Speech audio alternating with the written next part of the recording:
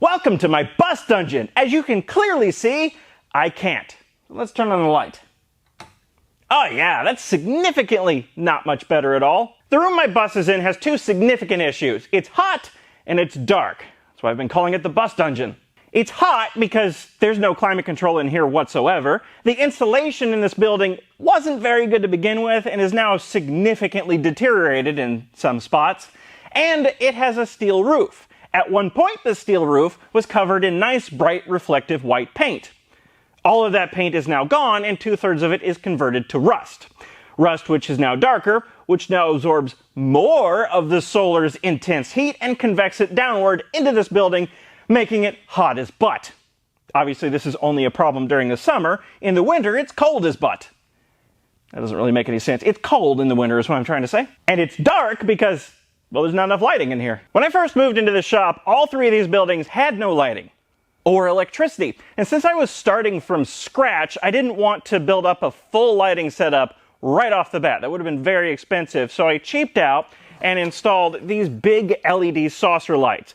They're something like 18,000 lumens each, so I only had to install a small number of them. In this building, I only put in 4, and in the bus dungeon, I only put in 3. I've since upgraded all the lighting in this building, but the bus dungeon is still running those original 3 giant LED saucer lights. But 2 of them have burned out, so for this entire room, there is 1 light. These big saucer lights are wonderfully designed. See all these LED chips here? They're slightly overvolted, which significantly reduces their lifespan, and they're all wired in series, so as soon as 1 diode burns out, the whole light's dead.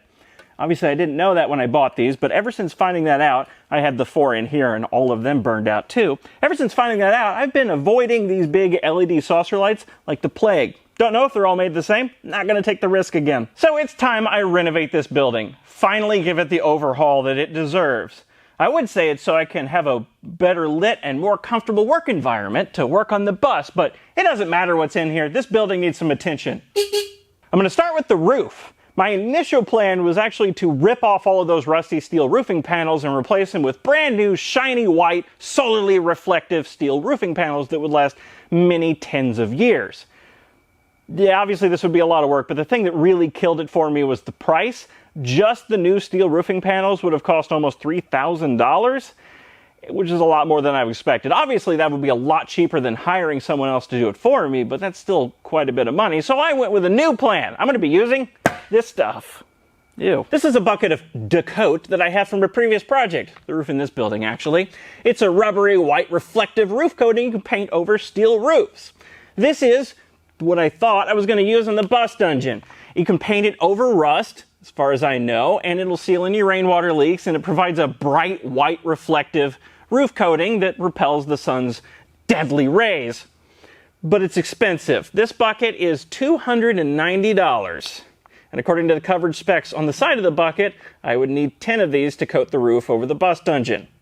So that's almost $3,000. Now, they do make much cheaper white reflective rubbery roof coatings that I could use, but all of the other ones I've seen that aren't Decoat specifically say on the side of the bucket not to paint it over rust because it'll bleed through, so I can't use them. So what I'm going to use instead is this stuff. It's not white, it's a bright silver color, so it won't be as reflective as the white stuff, but at least will be more reflective than the bare and sometimes rusty metal roofing panels. And crucially, this will still fill up any rainwater leaks that exist on that building, which there are a few, and instead of being almost $300 a bucket, it's only $65, and I need fewer buckets of it, so it's going to be like 1/6 the price of the duck coat.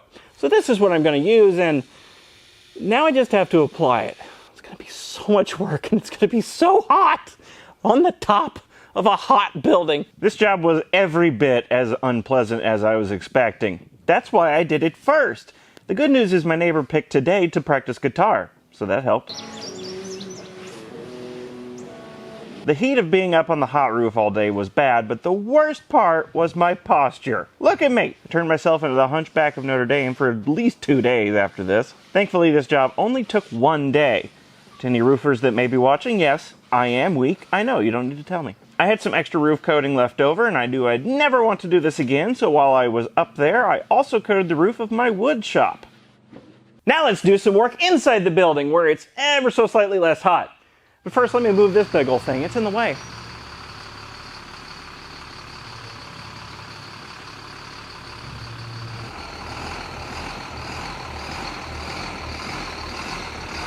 Now that that big thing's out of the way, I'm going to add to and repair all of the insulation in the ceiling, and I'm going to add all new lighting to the ceiling. But which do I do first? If I do all the lighting first, then I'll be able to see what I'm doing for the insulation, but I'm afraid if I add all the lighting to the ceiling first, then all of those new lights will get in the way of installing the insulation. Frankly, I don't know what to do, so while I think about it, I'm going to go out and rent a big fun piece of equipment that will help me with both of these tasks. Well, first of all, I've decided I'm going to do the lighting first because I can't see anything in here, but let's get to grips with this terrifyingly large machine that they just let me have. All right. Oh boy. Woo! Don't hit the ceiling. Oh, this is so weird. Oh, don't look down. I can't reach the center of the room, I just realized, but that's okay. I can move the machine around. Oh, I don't like it. It bends so much. Holy crap. I hate this. What's this other knob? What does this do? Oh, it tilts the whole bucket. No, thank you. Now that I've somewhat gotten used to the boomy lifty thing, it's time to do some actual work, starting with removing all the old lights and wiring. And yes, I have disconnected the power. Thank you so much for caring about my well-being and safety. Whoops. Oh no, I dropped the light that doesn't work. Oh no, I dropped the other light that doesn't work. What a shame. Oh no, it's the other light that doesn't work. Oh no, I dropped it. With all that not very old crap out of the way, I can start putting up the outlet boxes and wiring for all the new lights.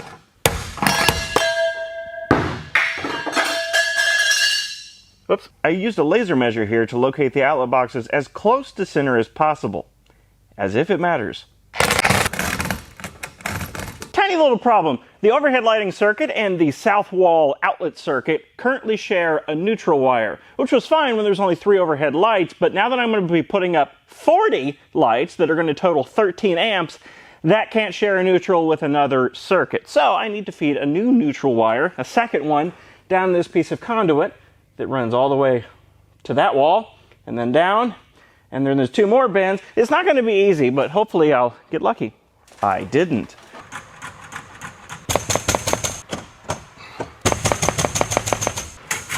Still stuck. What's the problem?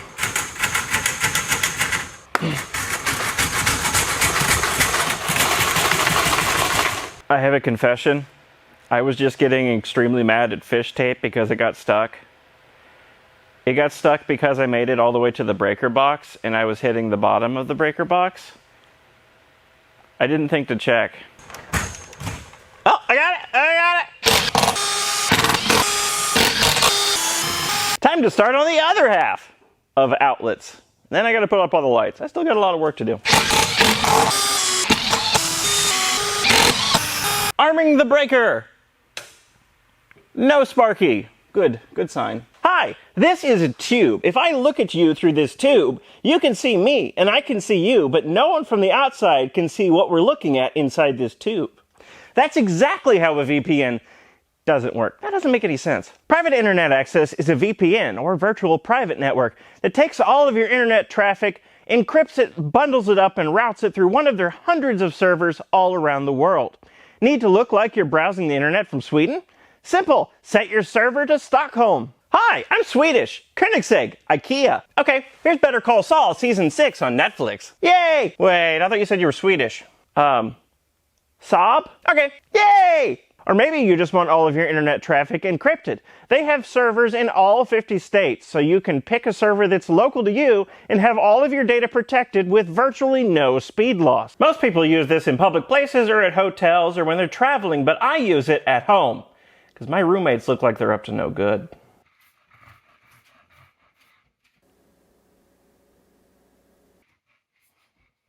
To try out private internet access for yourself, go to privateinternetaccess.com/agingwheels or click the link in the description below this video for a whopping 82% discount. And thanks to Private Internet Access for sponsoring this video. Here's the lights I'm going to be installing. The brand name is Doesn't matter. Bought these off Amazon. If you want to check these out, there'll be a link in the description below this video. And it's an affiliate link. You probably don't care. Each one of these lights puts out 4,000 lumens of light. Each one of these is 5,000 Kelvin for the color temperature, so it'll match everything else in the shop. And they're proper smooth LEDs, so they won't have that horrible flickering on camera like these big ugly saucer lights did. I've had really good luck with this style of LED shop light, although I've never bought this specific kind before. But if I do have issues, if they do conk out in the future, I installed outlets in the ceiling, and these just plug into those outlets, so they'll be incredibly easy to replace. Light number 1. Ta-da!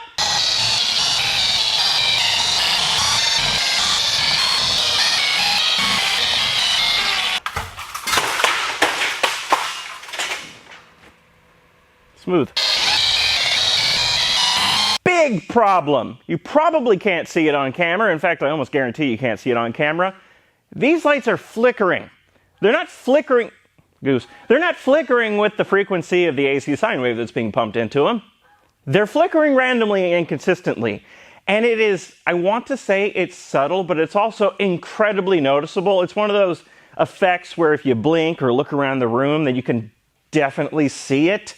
That these lights are not steadily on. They're flickering, and it's frankly giving me a headache. What I think is happening, and this is totally a guess because I don't really know anything, is that each one of these lights is generating a small amount of electrical noise that's being fed back into the circuit that all of the lights draw power from. So the more lights I add to this circuit, the more electrical noise is being fed into this circuit that all of the lights are drawing power from, and the more obvious this flickering becomes. That's probably why I didn't notice it when there were just 4 or 8 or 10 lights up on the ceiling, but when I have, how many are up here now, 24?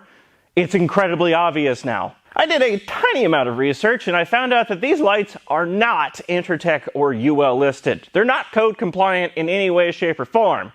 So who knows what sort of sketchy circuitry or absolute lack of noise mitigation is in these lights, but I'm going to be returning them.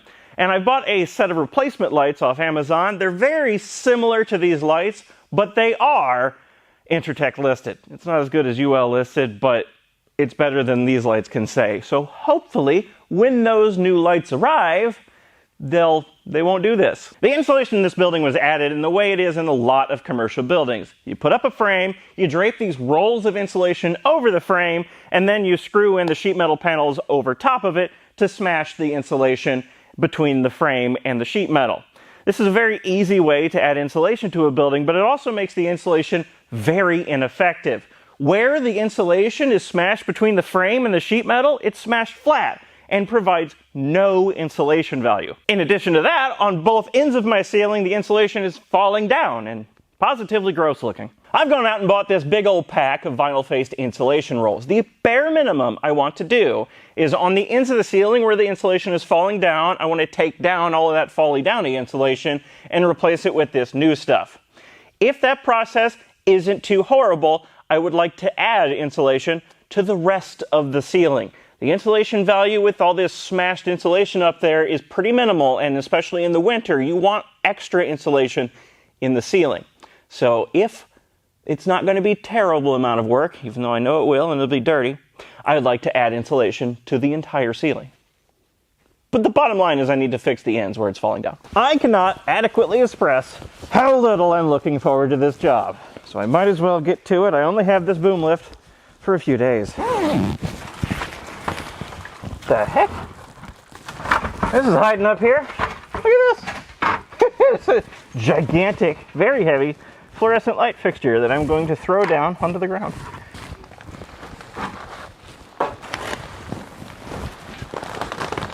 Oh my God, it's so gross.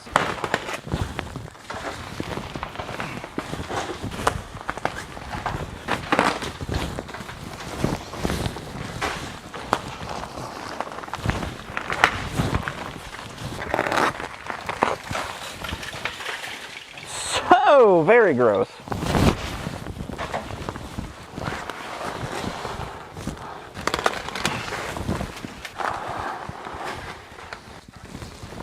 My neighbors are mowing right now. It's raining outside.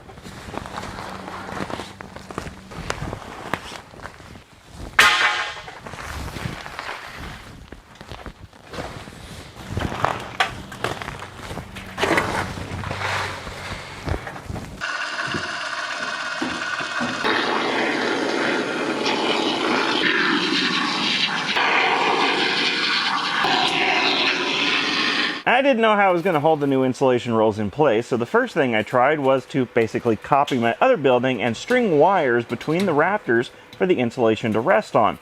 But draping the insulation in place over the wire proved to be an absolute nightmare. So I figured out a different way to do it. Timber! This is a bizarre thing that is happening. I don't fully understand the physics of it. There we go. Okay. Timber. I unrolled 2 rolls of insulation that were going to go up here and held them in place with spurring strips as I went, jammed between the 2 rafters.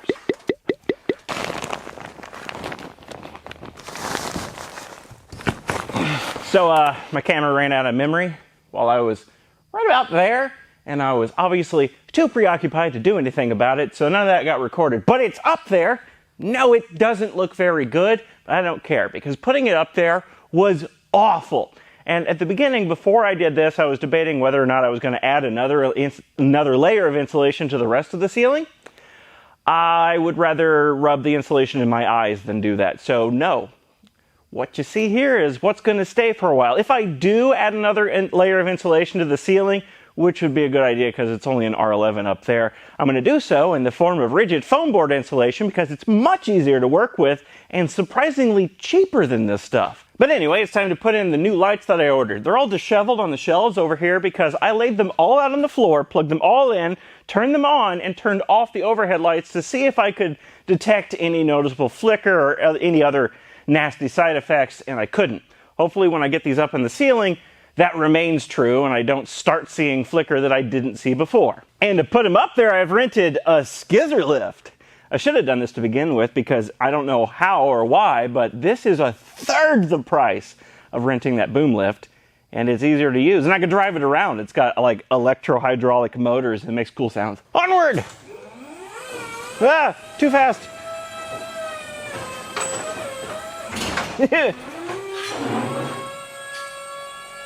Oh, I can see the flicker really prominently up close. Get that down. Well, apparently I'm taking all of them down with me.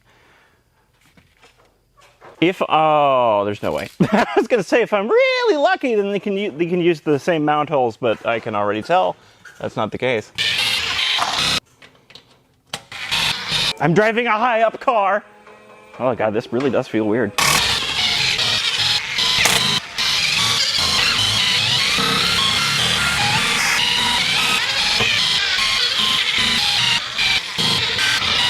And last one. Woo! Look! I can see what I'm doing in here now. I actually think this room is marginally brighter than the other room in my shop, which I'm totally okay with. Also, as you can see, the bus is back in here. You can tell by the way it is. So that's roof coating, insulation repair, and lighting all done. According to my original list of plans, the next thing is to install an air conditioner, which I've already ordered and has been delivered.